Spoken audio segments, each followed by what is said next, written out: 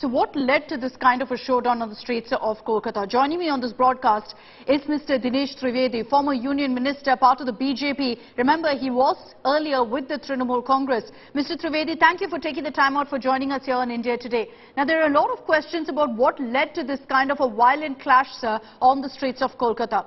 The BJP didn't have permission for this dharna, for this protest that they planned. So in such a circumstance, wasn't it a given that the cops would stop you, would stop your BJP colleagues?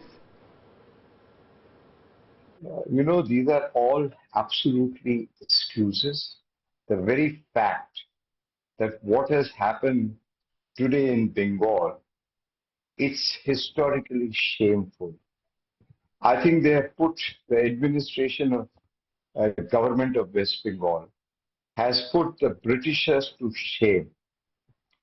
Who has given, did they get any permission to do the level of corruption which the senior most leaders of the Trinamool Congress have done it, and those who are at the cabinet rank? Akshita, I can only tell you, when a year and a half back, when I resigned from Rajya Sabha, when I had about 5.5 years left, this is exactly what's the reason. Too much of corruption, too much of violence, and this is absolutely unacceptable. I personally feel what we saw today and which is still going on is another level of violence perpetrated by the government and the police of West Bengal, who unfortunately are working more as the cadre of the TMC rather than the officers who have taken oath to protect the Constitution of India. But the question also, Mr. Trivedi, will be about what played out today in Kolkata. You know, you saw those horrifying images also in Kolkata of police vans, of vehicles being set on fire. Who's responsible for that? Because these were BJP workers who were protesting on the streets. Well, violence has no place in democracy. And we have seen time and again when such a huge kind of protest takes place. And please understand, the protest was not only by the BJP workers, the protest was all the citizens of Bengal who got themselves involved in this protest. And in this protest, you do not know if some goons of TMC has entered into violence and just did whatever pictures we saw, whether a jeep was put on fire or whatever it is. I think that needs to be inquired.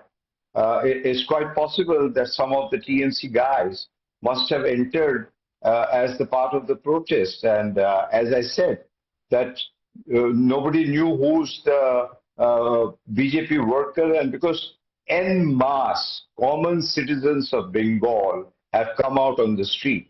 And if you see all the political parties, whether it is CPM, whether it is Congress, and whether it is BJP, every party has protested, and rightly so. Bengal has never seen this level of corruption, the mountains of currency, and it's unending. And at what level? And I refuse to believe that the Honorable CM had no idea about it. So it's a shameful, it's a shocking thing, and I think it's a big, big black day today on democracy. I personally feel it is time for centre to intervene as per whatever is the provision of the Constitution to save the life and property of common people, common citizens. This kind of brutal police force, unprecedented, as if the entire Bengal police, the entire Calcutta police were on the street. And Akshita, you knew that this program was well announced. Why wouldn't you get permission? Why wouldn't you get permission? What would have happened if the peaceful procession went close to Nabanna? I fully appreciate that you don't let them go inside Nabanna, but somewhere close to Nabanna, what would have happened? Heads wouldn't have fallen down. But you not only stopped the procession and the protest, but few days before the protest, like yesterday, a day before yesterday, police picked up people from their houses. It's brutal. Like I said, they put the British to shame, and it is unacceptable. Sir, I'd also like to focus on why the BJP held this protest, on the issue of corruption, as you said. And you also said that it was one of the reasons you chose to leave the Trivedi Congress and join the Bharatiya Janata Party. Now, yes, there are grave allegations against some of the senior-most TMC leaders, but it's not like the BJP doesn't face the exact same problem, that some of your senior-most leaders of the Bharatiya Janata Party in Bengal also face serious allegations of graft. Can we deal at this point in time what are we dealing with? And please understand, it is through the courts. So let us not mix issues right here. Let us stick to the issue we are talking about and ask the people of West Bengal, like ask the common citizen of West Bengal. So I don't think so we can dilute the present situation which is being faced by the common people of Bengal. Can you imagine corruption in education? Corruption in hiring teachers? What kind of teachers would you have who do not have qualification, who pay money to get a job of a teacher? I think it is absolutely a black spot on West Bengal. Otherwise, the people are most brilliant.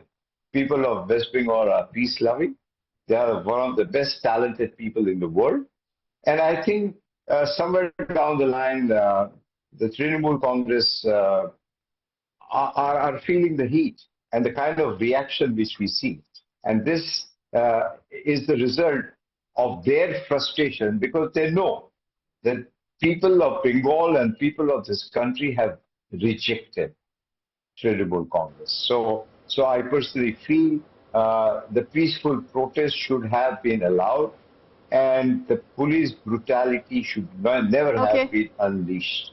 So my final question to you, and you're saying that this peaceful dharna should have been allowed in a democracy. The Trinamool Congress is saying, look, the BJP is nobody to preach to us about democracy, because they're alleging that agencies have been misused by the BJP, that democracy is being trampled upon by the Bharatiya Janata Party. I think, Akshita, let's leave this to the people of West Bengal. They understand what is happening there, and they are absolutely fed up, and they are just wanting this particular establishment to go. So ask the common people of West Bengal. All right, Mr. Dinesh Trivedi, thank you very much for joining us here on 6 p.m. Prime on India Today.